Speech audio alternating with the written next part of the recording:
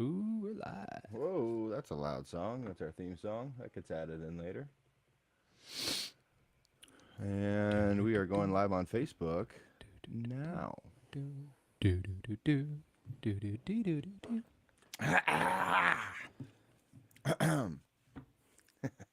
Just like to start with the disgusting noise. Yeah, It's always fun. Whenever you are ready, good sir. okay. I am ready.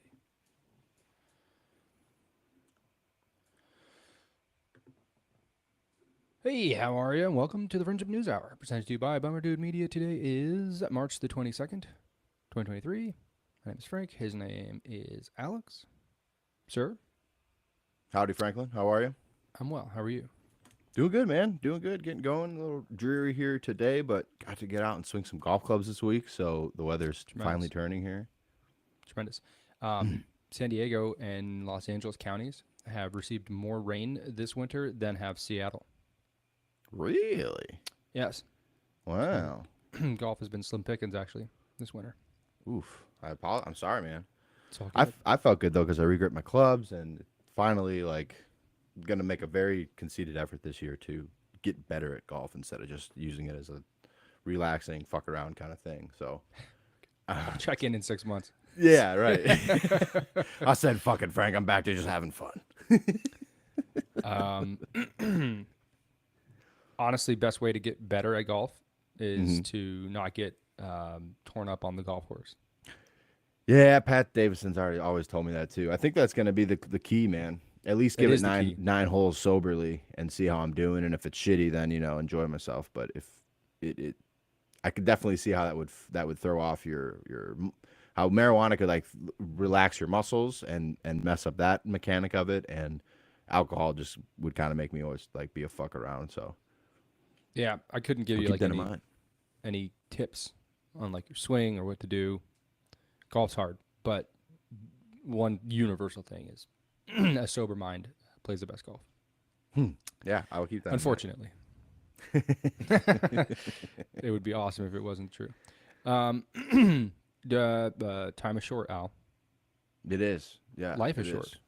I saw It is. something yesterday that I thought was pretty interesting, Hmm.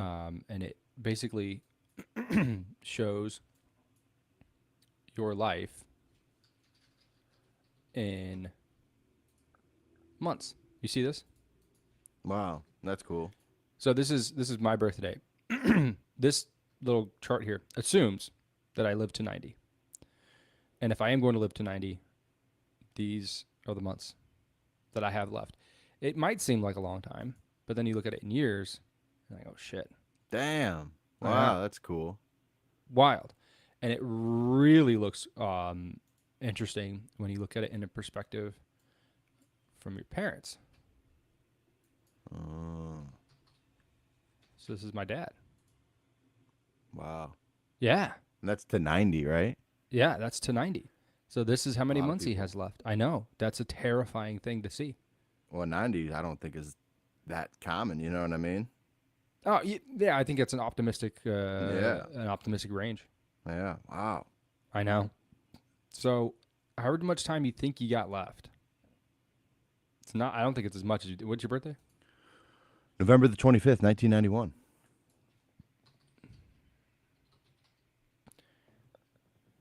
Hey, So I'm looking good. I feel good you're about looking. that. Yeah, you're looking all right. But let's see. 1, 2, 3, 4, 5, 6, 7, 8, 9, 10, 20. So you have about 2 more years left in this line, and each one of these lines represents like 2.5 years. Gotcha. What's your dad's birthday? Oh man, putting me on the spot. June the 7th. I don't know what year though. 60, 60, maybe. Yeah, call your pops. Yeah.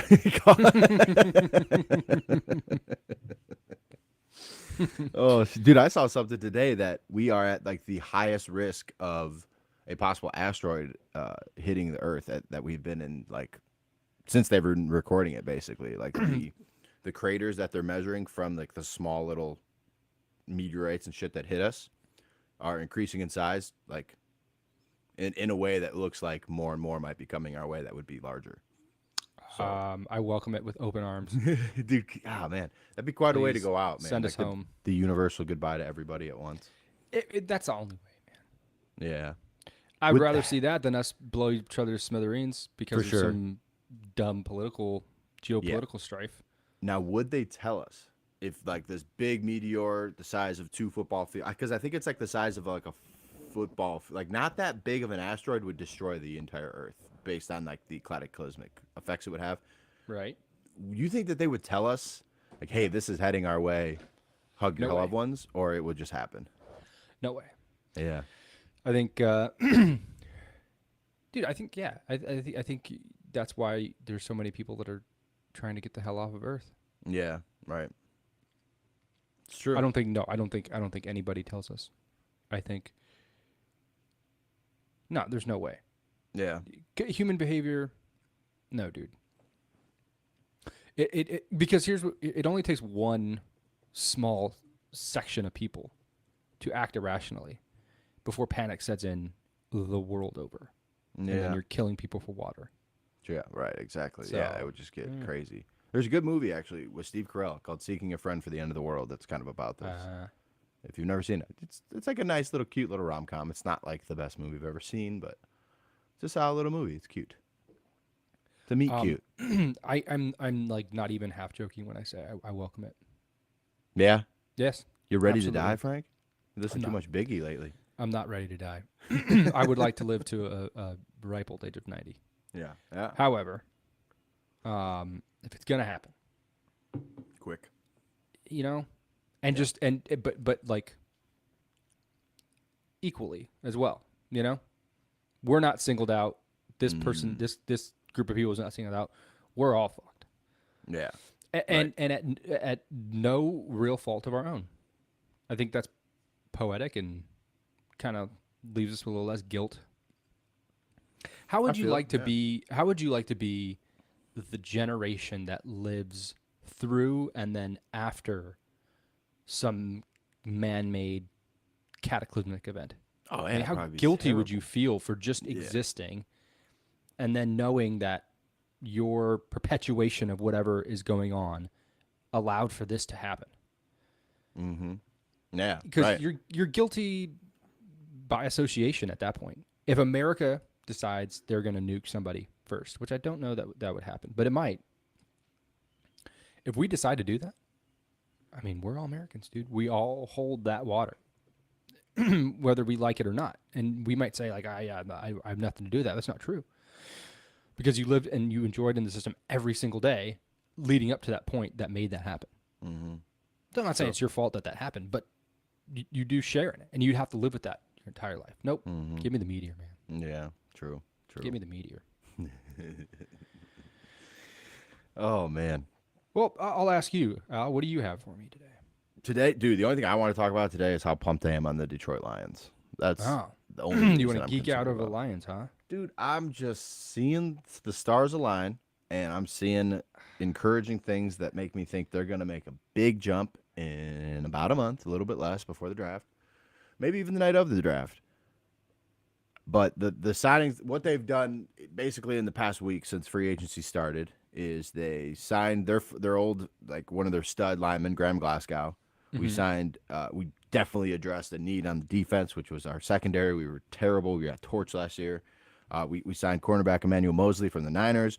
We signed Cam Sutton from the Steelers, who's a dog.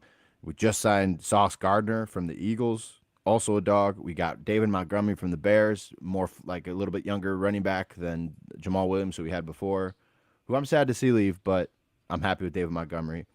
We have 2 first-round picks and a couple other second-rounders. And in my head, Frank, and this is just a crazy Lions fan just wanting to see them actually be a good football team for once, I can't help but get rid of the notion that we are going to try to package those 2 first-round picks along with Jared Goff to the Baltimore Ravens for Lamar Jackson. And I'm cautiously optimistic, but I think the Lions are going for it here, bro. Like, they're making moves. Like, they're making smart decisions to make their football team better, and I think people want to play for Dan Campbell. So, Right? We're like, I don't I know. think you'd learn your lesson already to have hope, and not even as a Lions fan. I mean, especially as a Lions fan, but just as a Yeah. sports fan altogether. Why would Yeah. you have hope? I know, but I don't know. It's encouraging. I haven't seen an off season like this from a professional team I follow in quite a while. The Red Wings right now are clearing house. Stevie Eiserman's trading everyone away too, so it's kind of a turning point in Detroit. But man, even with Jared Goff, I think we're going to be a great team. And like Jared knows the offense. It actually could be better to have Jared Goff this season, but man, to see Lamar Jackson in a Lions jersey would be sexy. Mm, mm, mm, mm. That would be So, cool. That's all I wanted to talk about. That's the news going on in this world. In 2015, San Diego Padres won the offseason. Mm. They made moves that made everybody turn their head and say, "What? Yeah. Padres did what?" What did they do? I don't even know. They traded everybody for players, basically. Okay. They traded for the best reliever at the time, Craig Kimbrell. They traded for Melvin Upton Jr. and his brother, Justin Upton. They traded for Brandon Maurer. They traded for Will Myers. They traded for Matt Kemp. They signed James Shields to a 4-year contract, and everyone's like, wow. I mean, these are like some of them MVP caliber players, and they didn't even hit 500. Oh man. Even Thanks. today, with what would seem to be the strongest, most potent lineup in Major League Baseball for some time, I'm at best cautiously optimistic that the Padres do anything this year. Yeah.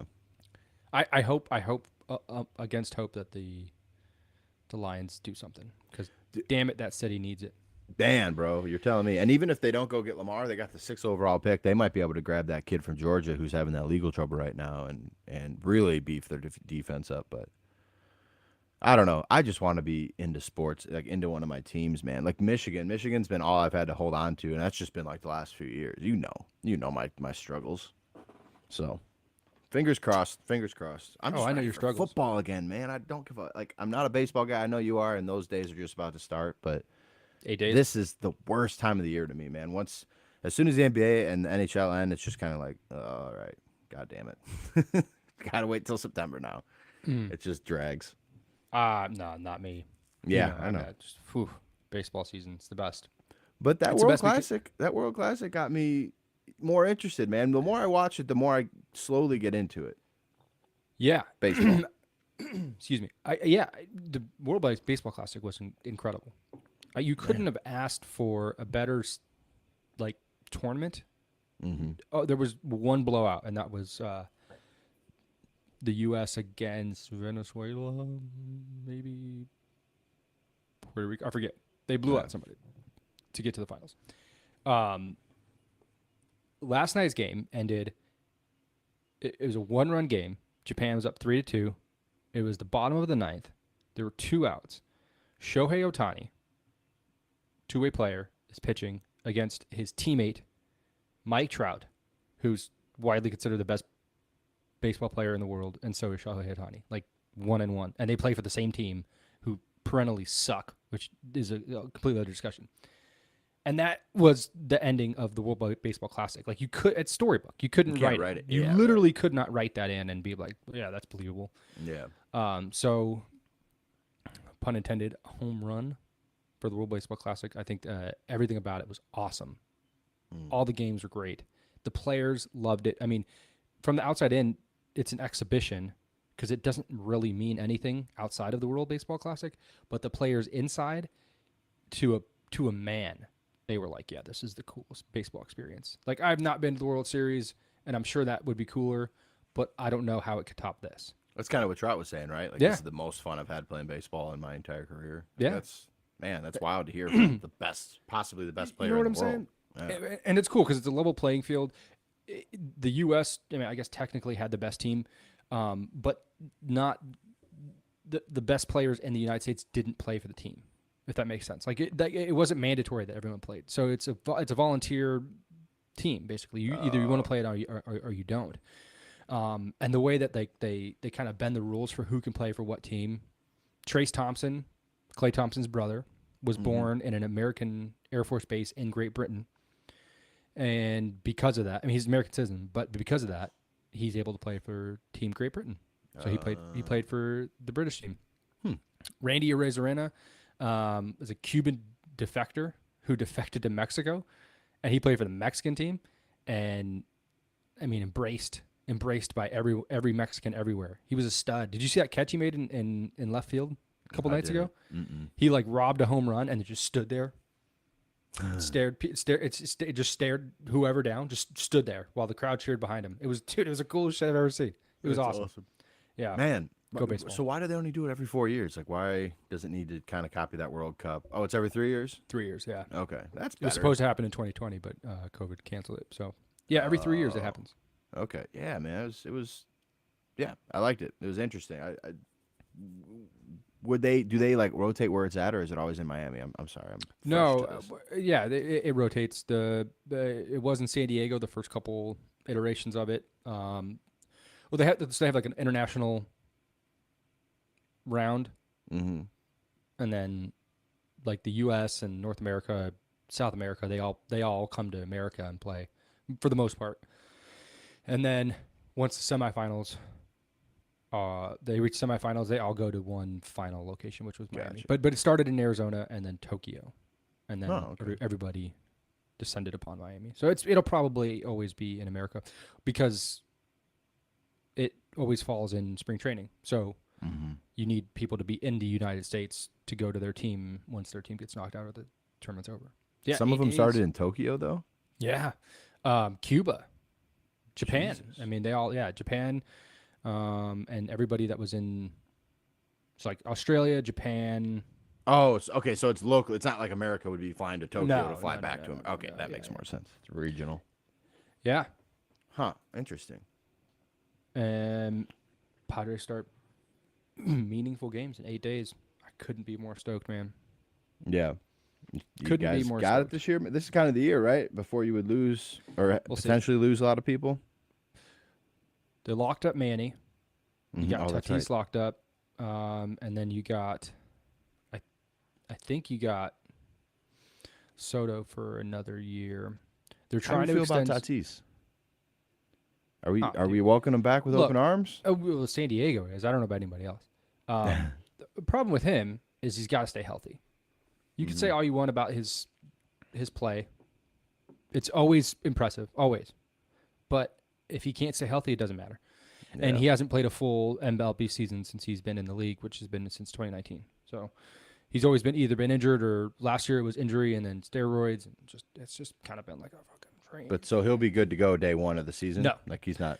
Oh, really? No, April the 20th. Okay, not bad. So most of the season he'll be Most here, of the season. Yeah. though. Okay, I wasn't sure how you were feeling because the day before the suspension got announced, or 2 days before, you let me borrow your jersey T-shirt of his, of which I still have, but I didn't want to like give it back because then the announcement came out that he had steroids, and you guys were very upset the day of Mike's wedding. Wasn't About upset. it. We were just So disappointed. I've held the shirt. It's in great condition. It's been washed, but I wasn't sure if you were ready to take it back yet, or if that just became my shirt now because we don't like Fernando anymore. No, we love Fernando. Okay, it's coming back to you. We then. love Fernando. Yes. We love him. Camilo's first Padres jersey was a Tatis jersey. Nice. Hell yeah. Yeah. Yeah, it's pretty cool. All right. I guess we should To the news. get to some serious stuff. I don't know where to start, so I will pick the first thing that pops up. Oh, okay. For the first time in history, the President of the United States will be indicted on federal charges. I'm confused though because I thought this was yesterday. This was going to happen yesterday, is what Trump announced. He was going to be arrested. Tuesday. It looks like he's going to be indicted today, and that's just formal proceedings with the New York DA, and then next week he will turn himself in because that needs to be. I mean, he has to arrange that with Secret Service and whatnot. So it looks like all systems are a go for these charges to be filed I'll against go in. Yeah, what are these charges? former President Donald Trump. So the charges are they revolve around campaign finance laws.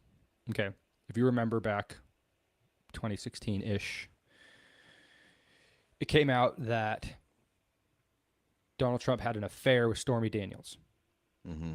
and that he paid her hush money for to basically say, hey, don't talk about how we had sex one time after a golf tournament 10 years ago, which is what happened. And so she accepted.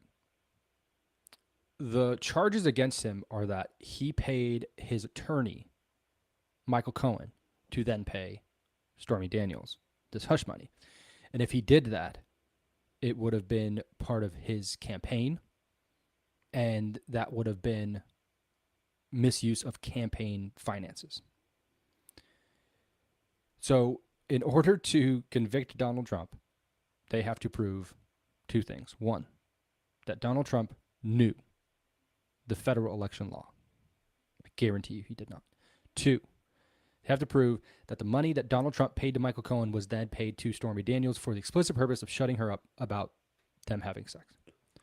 And if you're Donald Trump and you hire an attorney, and that attorney gives hush money to a person that he had sex with, and there is record that says this money was used to shut up Stormy Daniels, well then that attorney should, rot in hell, because maybe that's not the right word, but like, you're not good. You're not worth your salt if that's what you're doing as an attorney. So there's absolutely no way that they can prove that the money that Donald Trump paid to Michael Cohen is $130,000, right?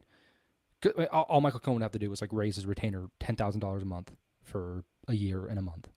Mm-hmm. And then just say, yeah, I got a raise that year. And then he uses his money to pay Stormy Daniels or whatever. Like, you can't prove that those two things are connected in any way, shape, or form. So those two things would need to be proved in order to convict Donald Trump of any sort of felony crime. And feel about him how you want. Personally, I don't care for the guy too much, but it seems very odd. This is what we're doing to indict for the first time ever. And this is all the shady shit that presidents have done throughout all of America, the entire history of America. And we're indicting Donald Trump on very, very shaky campaign finance charges.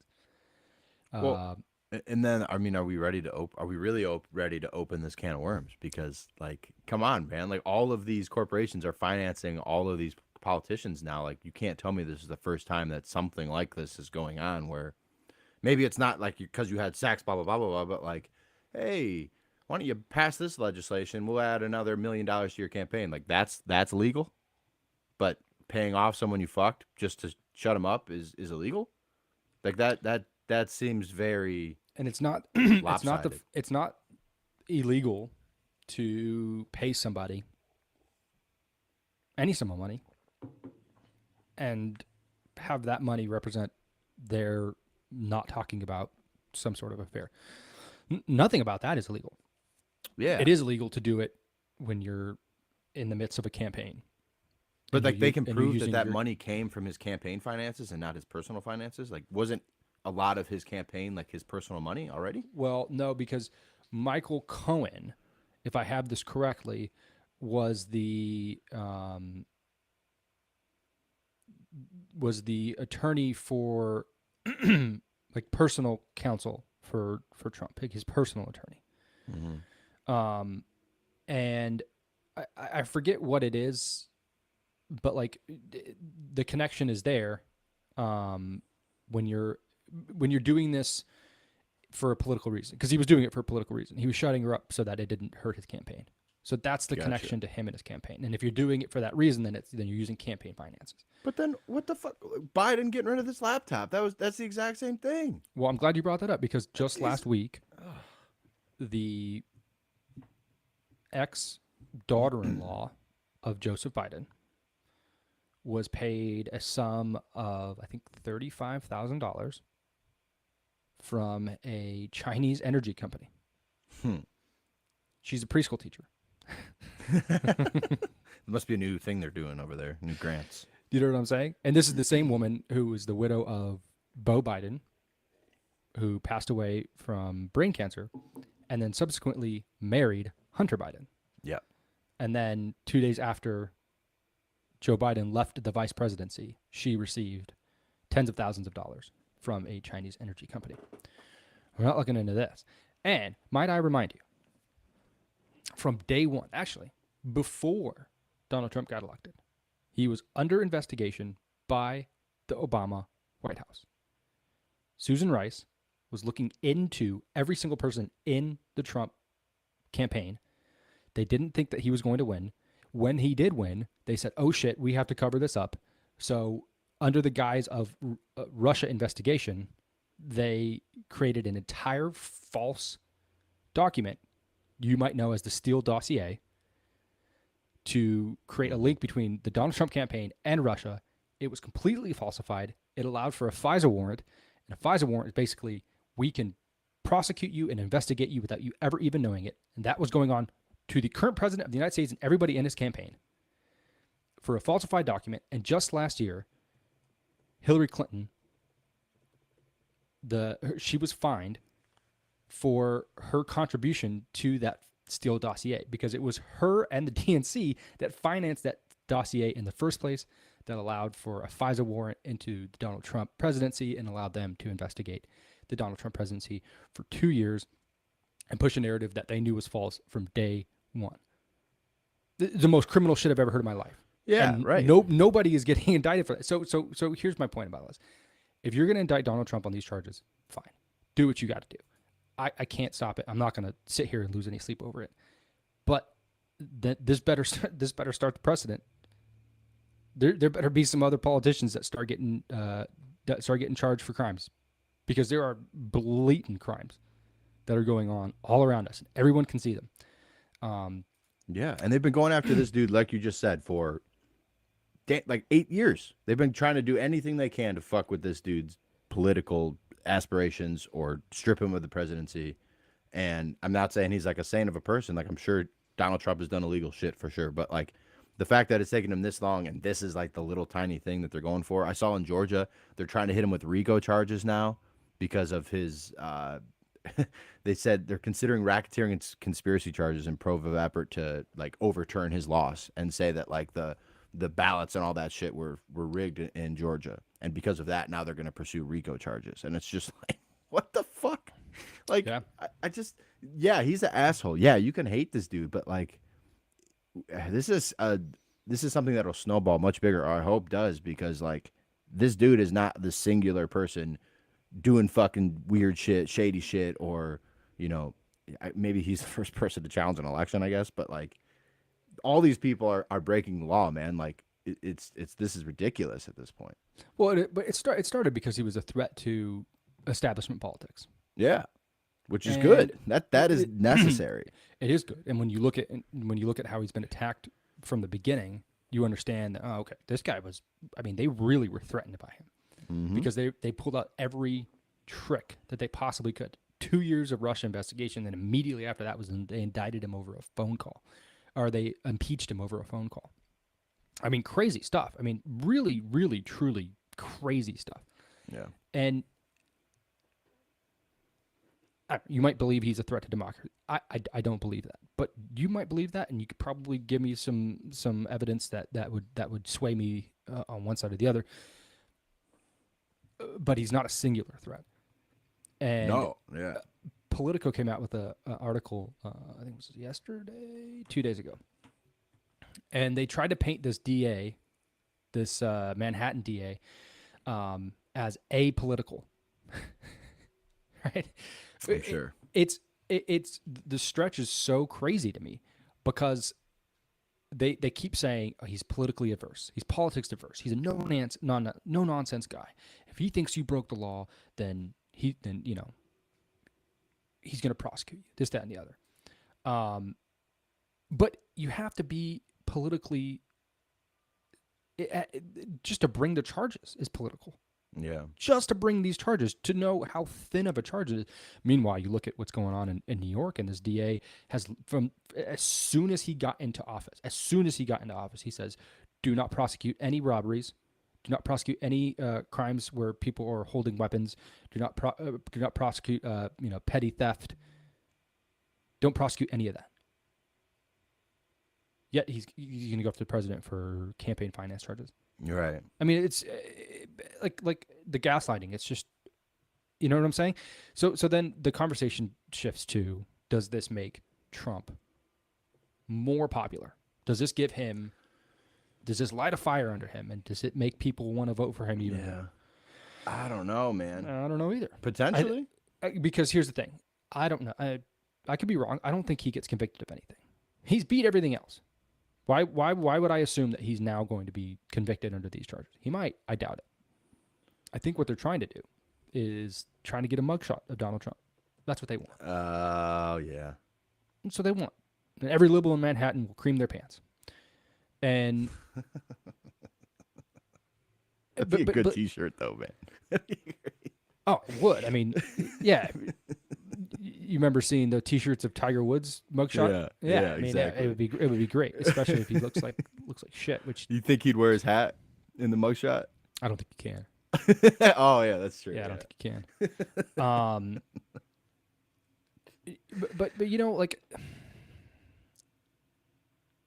even if it has the potential, I feel like we were off him. I feel like we were ready to move off him. Maybe we weren't. I feel like we were. Like, I feel like everyone kind of knew what this guy was about. And if he tried to run for president again, it's like, oh, all right, dude. So, I mean, does that mean DeSantis is the guy then? Like, for sure now?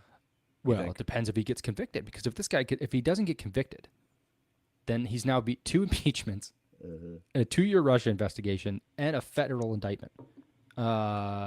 He's bulletproof at this point. Yeah, There's literally nothing that could bring him down. So he certainly continues to run. If he does get convicted, then he cannot run for president again. And oh, that's like a law? yeah. Oh, okay. So I mean, yeah, that's why it has to be a felony. Gotcha. So I mean, Okay, and you could be a felon and still run for president, but if you're convicted of campaign finance infractions that are felonies, then you're no longer eligible to run for president. I am willing to bet that every person that's held that office for the past 25 years is guilty of that crime. Dude, 100%. Come on, dude. The corporations 100%. run this whole country. You're not telling me that they're getting their palms greased and doing illegal shit? Come on, you're dumb. Like, you're playing stupid if you actually believe that. And if you want to make this guy out to be politically adverse, then fine. Let's play that game. I'm politically adverse. I have absolutely no horse in this race. I don't give a fuck about Donald Trump. I really don't. If he decides to run for president, if he doesn't, it matters to my life zero. Mm-hmm. But you're going to tell me that that this is it? This is the breaking point? This is what we're going to try and put somebody in jail for as a former president of the United States? I mean, really, truly, does that open up a can of worms for anybody else? That they can be. That's what I'm saying. We have proof that the Biden, that's election interference. What he did with that laptop and coerced the FBI and others to go along with as well. That is that. I don't see how that's that has. I guess if there was a Republican president, that would probably be bigger news. I can see why it's been squashed, but that is black and white.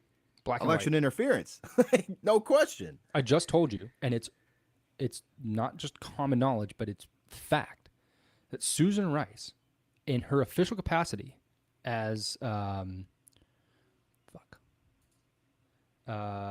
Director of National Security.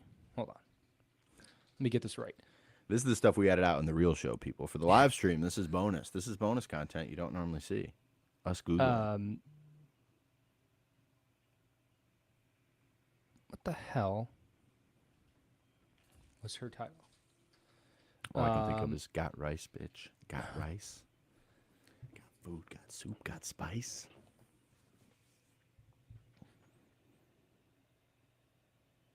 National Security Advisor. No. Damn it. I can't think of it right now. She was high up. She was high up in his cabinet. Yeah. And she was responsible for unmasking, and this means going in her official capacity as a cabinet member of the Obama administration, going in and looking at every single person in the Donald Trump campaign. She did that. Yeah. That's a crime. Yeah. No private citizen should be subject to that at all, but they were. And the cover-up is worse than the crime, because the cover-up was 2 years of investigation for something that they knew didn't exist, but they pushed it anyway, just kind of hoping that something would pop up. Millions and millions of dollars of yours and my dollars spent to investigate Donald Trump. And then another question. Wasn't with Watergate, with Nixon, they were spying on the other party, right? Like that was basically what he got impeached for? He got impeached for lying. For lying? Okay. It About wasn't the necessarily spying? the crime. Yeah, it was lying. It was Okay. lying about it, yeah. Because I thought, didn't we catch the Obama administration doing that to the Trump administration right before he was elected? Yes, Susan Rice. Unmasked. Got Rice, bitch. Let's go. Everybody. Literally unmasked everybody. And then somebody that was working for Michael Flynn. Michael Flynn was the former national security advisor. He was the national security advisor for Donald Trump. When Donald Trump got elected to president, he went and had a meeting with Obama. And Obama said, look, you can't let anybody tell you who to hire. You have to surround yourself with your own people. But under no circumstances can you hire Michael Flynn. And so Trump went to his campaign advisor. He goes, hey, what job should we give Michael Flynn? Really? Yeah. And this guy was an agitator. He very much wanted to get in and, unmask corruption.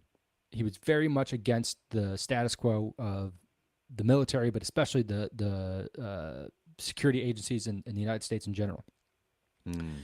And I don't know if you remember, but he got fired like immediately after Trump got taken office, because he kept catching a ton of heat, because people in his office discovered that everybody in the Trump campaign had been unmasked by the previous administration. They went and asked, can you get me all of the unmaskings in the past 6 months? And it was like a stack of papers this high. And they were like, what the fuck? And they looked through it, and it was everybody in the Trump organization. And they were like, oh my God, they were spying on us. They were spying on us. And this guy caught a lot of flack, and Trump and Pence were like, what do we do? We just started. This is not good. So they decided to let him go, just to kind of let things die down a little bit.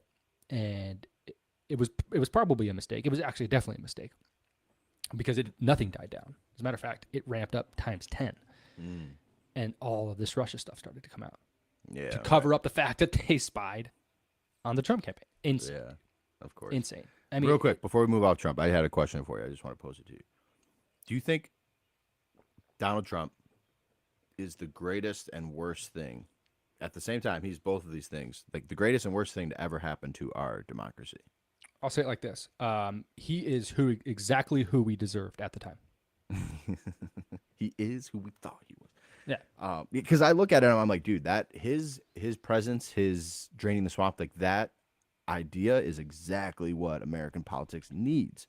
But also like, and maybe it's like a necessary evil to do that, but like his way of going about it, and then like to see kind of how fractured our country feels, at least, or divided. And maybe that's not all him, that's social media and a bunch of other shit, but like that is like the closest to like watching all this shit fall apart that I think I've seen. But then also it's like, I don't know, was January 6th fake? Was it all like that? Could all just be smoke and mirrors to make you think like our democracy was about to fracture. Oh my God. Like I don't really know what to believe there, but I've never felt that feeling in this country before since I've been alive, you know? Yeah. Well, I mean, for me, it happened really early in his presidency. I wasn't happy that he was elected, but I didn't know what the hell I was upset about. I really didn't. I was woefully uninformed. But once he started to do things that were good, and then everyone in the media started to tell me that they were bad, And the reaction to everything that he did was so over the top. I was like, whoa, this is different. This is not like this. What is this? It was when I started to get hip. But to answer that question, I would pose that to anybody who's listening right now and say, when you think of Donald Trump, what do you feel inside? If you've heard everything we've talked about right now and the gross injustices that were put up against Donald Trump and the fact that he's still being persecuted, and you can take all those facts and you say, yeah, but, I really just don't like the guy. Okay, fair enough, but why? Like, why don't you like him? And if you come to me about, like, oh, the way you treat your women or grab him by the pussy, whatever, like, those things, fair game. But again, like you said, this guy had a goal to drain the swamp and get shit out of politics and make America great again, all these things. And all of that got turned around as being bad. Why? And the more you look into it, the more facts that you find out, the more you realize that this guy was a threat. And that the powers that be had a vested interest to make sure that he did not succeed. And they still do, and they're continuing to make sure that he doesn't succeed. And it like I said, I don't really care for the guy. If he decides to be president, run for president again, or he gets elected president again, it absolutely no skin off my back one way or the other. But was he good? Was he bad? I think once I started to see how he was being portrayed, I remember telling this to somebody in like 2017. I was like, I think he's more of like a Snape character than anything. It's like this bad, like painted like a bad guy, but really, truly, like he's kind of taken the bullet to continue on, and he has, and he still is. Yeah. No, I don't know, man. Well, let's get to something else. Enough Trump talk, but that's a wild story. It is a wild story. Let's see. LA Unified is on strike right now. Oh, really? You heard about this? Mm-mm. So it's not your teachers. It's your bus drivers, your special ed teachers, custodians, and support staff.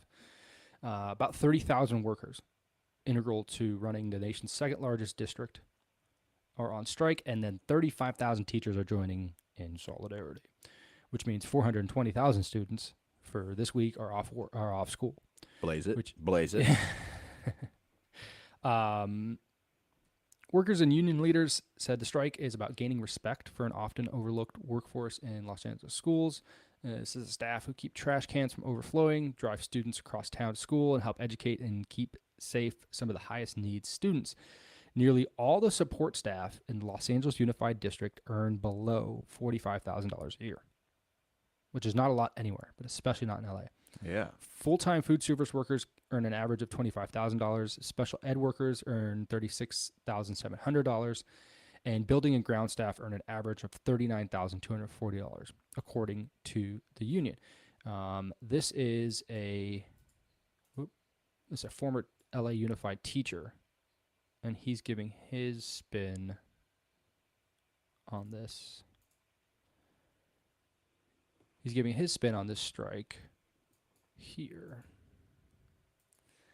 Dun, dun, dun, dun. Dun, dun, dun, dun, dun. This is so dumb.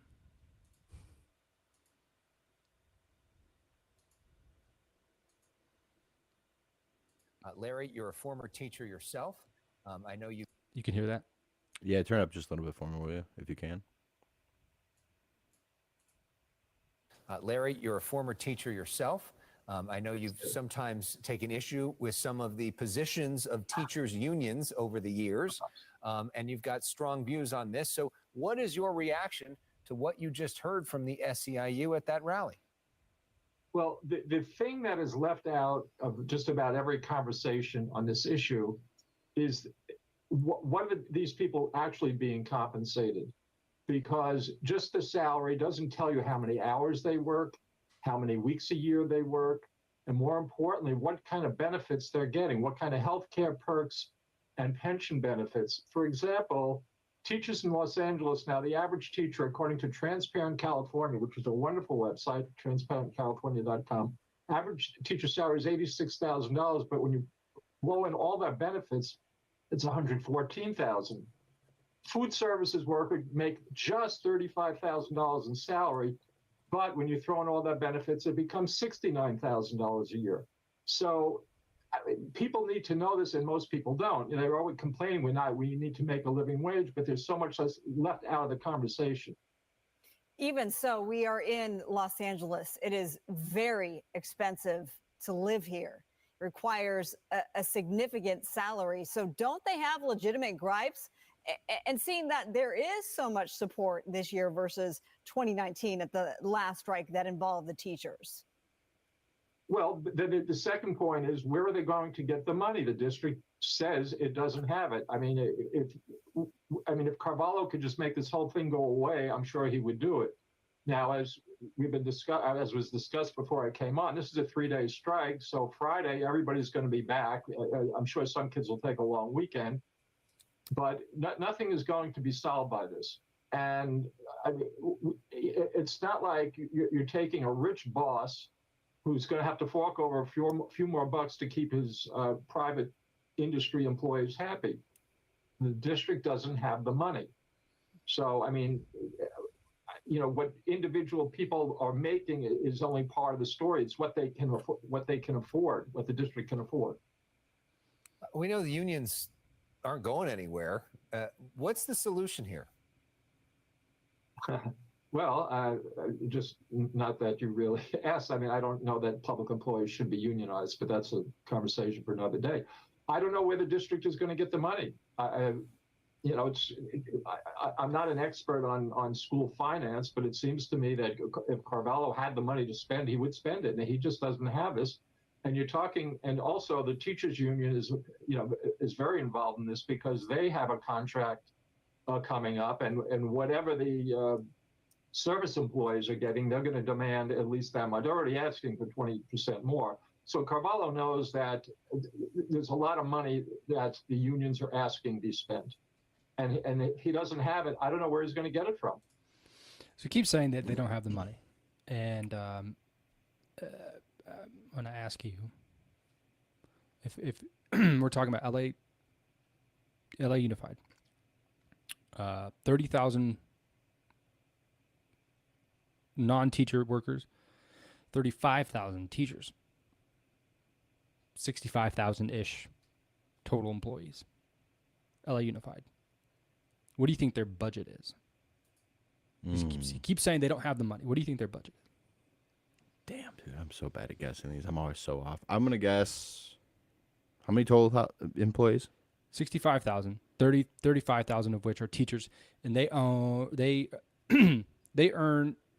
We'll say, okay, let's do it like this. On average, we'll say they earn $90,000. They don't. That's high. Yeah. But let's just say they do. It's probably closer to like 70, but we'll just say 90. So 90,000 times 35,000. That is $3.15 billion. Jeez, I was gonna guess $1 billion, but that felt high. You're off. Way off. Okay. So we have 3.1 billion there. And then we had 30,000 other workers. They said in this article that they don't earn any more than 30, right? $45,000 a year. Yeah. So we'll just take that as the number, knowing that it's high, times 30,000. That's 1.3 billion. So just in salaries, we're looking at like over 4 billion plus all like the money for everything else to run a school. Like, yeah, what did we say? What was it? 2.1 billion? Something like that, or 3. Well, round it up to 3, Al. This is how outrageous the budget is. Okay.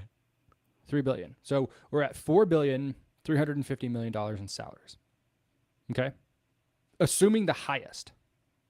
The LA Unified School District's budget for this year is $12.6 billion. Jeez, where's that money going? That's the question.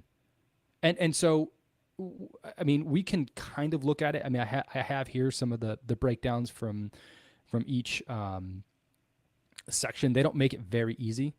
But if I'm looking at, so there's like a whole bunch of staffing expenses. And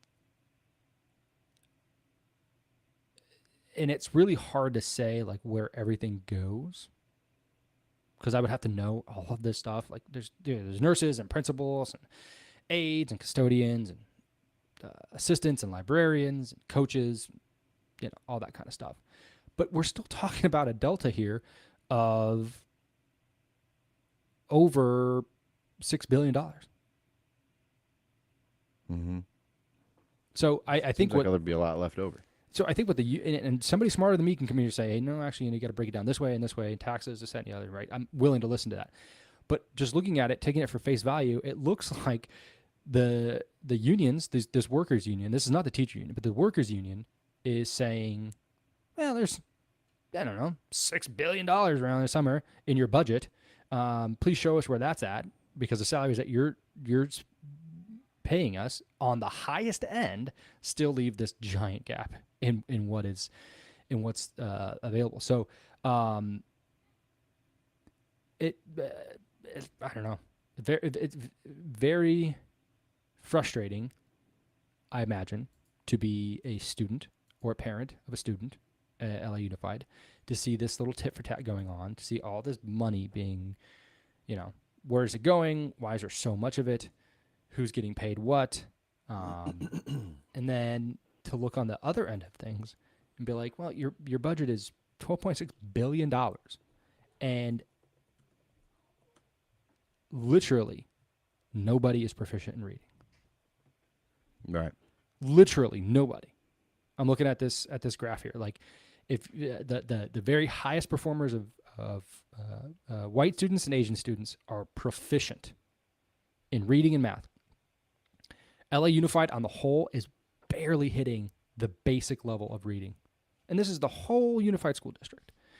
So it's got to be really frustrating that there's this fight going on for money when you can see that the students are performing, and this is 2019, so this is not taking into account any pandemic losses or, reversals from the pandemic, kids getting, not being in school. This is 2019. They were not doing good. But if you're a custodian at LA Unified or a teacher at LA Unified and all the shit that you must have to put up with, I wouldn't care either. I'd be fighting for more money. Are you kidding me? I got to clean up blood for the third time this week from a fight in the bathroom. I mean, just cell phones alone for a teacher, like that distraction alone has got to be enough to want to drive a teacher crazy. And then you got to deal with truancy, and then you got to deal with, this, that, and the other, everybody's parents, and you're overworked, and there's too many kids in your class to pay attention to all of them and give them all the attention that they need and deserve and should get.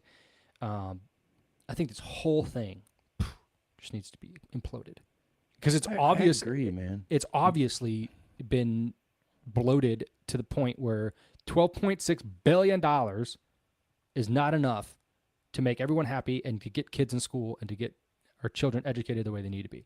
And if that's not enough, then the system is broken. Well, that's the problem. I don't think the focus is on educating the kids, really. Obviously. Well, and it's a little unfair to have that conversation here, because this is all about the support staff, and that's who's on strike. But the teachers are on strike with them in solidarity. So they've now injected themselves into this. So you're going to take 3 days off of work and your kids are not even proficient in reading? Come on. Yeah, but what I mean, yeah, but like I guess the teacher is more important, but like those people are all very important to like making the whole thing work. They're a piston in this engine, of educating our kids. Like, you need bus drivers. Like, obviously we need bus drivers. Like, parents can't all be going and taking their kids to school like that. You got to get the kid to the school, and you got to get them home from the school. So like that is an important part. I mean, custodians and stuff like that is they're all cogs in this big machine to like make it work. The teacher would be the best one, because they're the one like hands on with your kid and like, affecting them every single day. But these are all, maybe they don't all need to get paid the same amount, but like seems like they all need to make more money. They need to make more than $40K to live in LA. Like I can't, you couldn't make $40K here and like really have a livable wage, I feel like, let alone yeah, man. Out there. Right. So it's just absolutely it's nuts. Right. It is nuts. To me, this is just another like crystal clear example of why school choice is needed. Yeah. Yeah.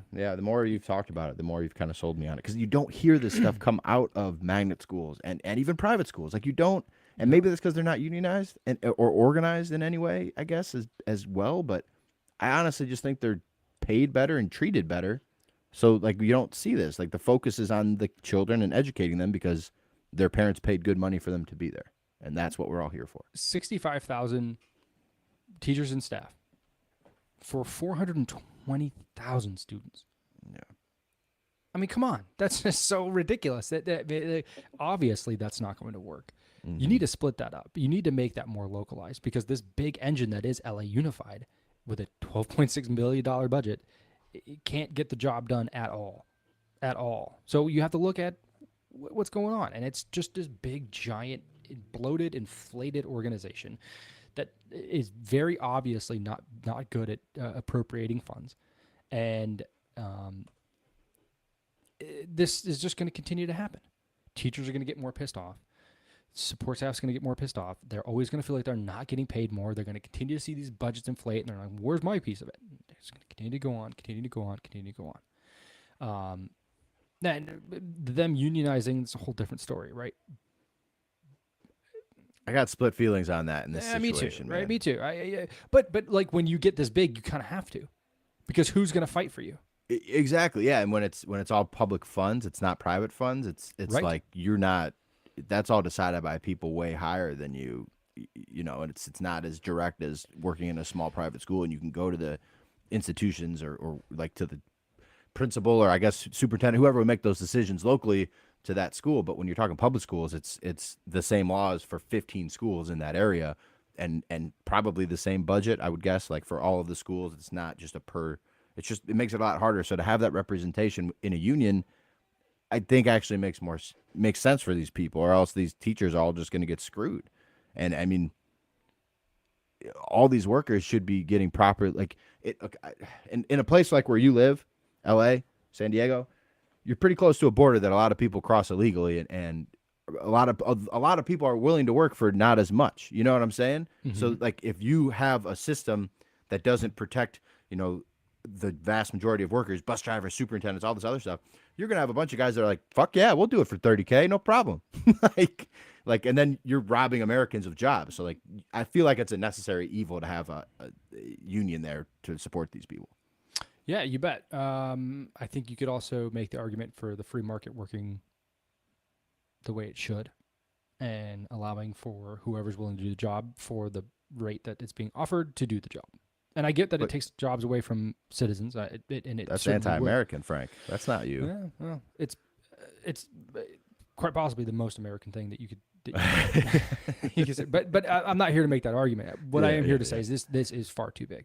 This is far too. I mean, San Diego County too, San Diego Unified too. It's far too big. I won't even get into what the hell that they're focusing on teaching the students. We've had our gripes. I've had my gripes. I won't throw you into that. I've had my gripes about that. But it's very obvious to me that the focus is not correct, and the best, most efficient way to correct it is to allow parents to decide where their kid goes to school, and give them the freedom to fund students and not the system, because the system obviously doesn't work. I'm up against it, sir. I got to get out of here. Gotta go. Mm-hmm. All right. Well, if you guys want to find our stuff anywhere else on the interwebs, you can find us on Twitter at FriendshipNH, recently verified. Very cool. You can find us on TikTok and Instagram at Friendship News Hour. You can shoot us an email with any comments, questions, concerns to bummerdude.media@gmail.com. We'll be sure to get back to you. And apparently now on YouTube and Facebook, we're live streaming all these episodes. It's been going pretty well. We love seeing you guys pop in and say hi to us. That feels great. Any questions you guys have, always feel free to post them in those comment boards, and we will definitely bring them up. That is a cool new aspect of the show that I'm excited about, Frank. Yep, you bet. Appreciate you guys tuning in. See you next time.